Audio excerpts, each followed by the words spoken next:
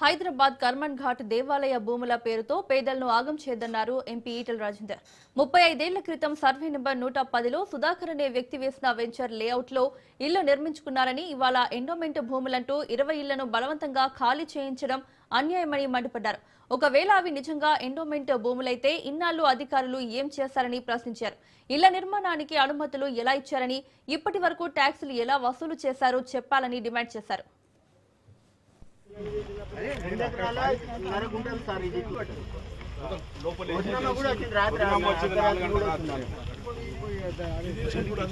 ఎట్లా అయిందో 90 days టైంలో చేసుకోలేకపోయింది.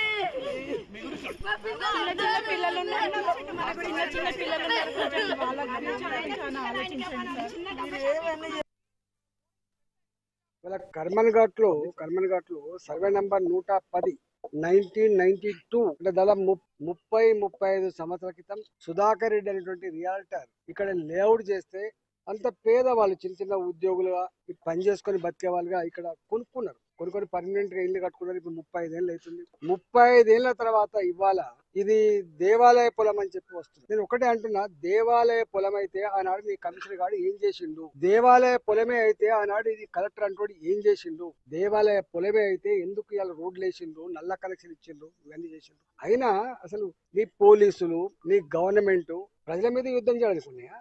ఇవాళ అర్ధరాత్రి పూట 300 పోలీసులను పెట్టి ఈ 20 కుటుంబాల మీద నీ ప్రతాపం చూపిస్తున్నావు అంటే నువ్వు ఎంత బలహీనంగా ఉన్నావో, ఎంత దుర్మార్గంగా ఉన్నావో, ఎంత మూర్ఖంగా ఉన్నావో దాన్ని బట్టి మీకు అర్థం కావాలి. ప్రభుత్వ పరమైన భూములు ఆక్రమించుకోవాలని మేము చెప్పట్లేదు, దేవాలయ భూములను కబ్జా పెట్టాలని చెప్పి మేము కోరుకోవట్లేదు. కానీ ఇవన్నీ ఇవాళ కబ్జా పెట్టలే కాదు, ఇవాళ కట్టుకునే కాదు, ఎన్నడో 35 ఏళ్ల క్రితం కట్టుకున్నటువంటి ఇల్లు ఇవాళ అన్ని లోన్లు తీసుకొని కట్టుకుంటారు. వాళ్ళ ఆశల సౌధం. ఇవాళ ప్రతి కుటుంబానికి నాకు సొంత ఇంటి కళ ఉండాలని చెప్పి వాళ్ళు తపన పడేటువంటి వాళ్ళు పర్మిషన్ ఇస్తాడు చూసి వాళ్ళని అరెస్ట్ చేయి, వాళ్ళకు పనిష్మెంట్. ఈ సామాన్య ప్రజానికో నేను కొట్టలేరు వాళ్ళు, తిట్టలేనటువంటి బలహీనులు వాళ్ళు, ప్రజలు వాళ్ళు. ఈ ప్రజల మీద ఇంత దౌర్జన్యం చేయడం దుర్మార్గమైంది. దీనికి తీవ్రంగా ఖండించడమే కాదు, ముఖ్యమంత్రి గారికి తప్పకుండా దీని మీద నేను మళ్ళీ ఒకసారి చెప్తున్నా, దేవాలయ పొలాలు గాని, గవర్నమెంట్ స్థలాలు గాని, గవర్నమెంట్ భూములు గాని ఆక్రమించుకోవాలని మేము కోరుకోవట్లేదు.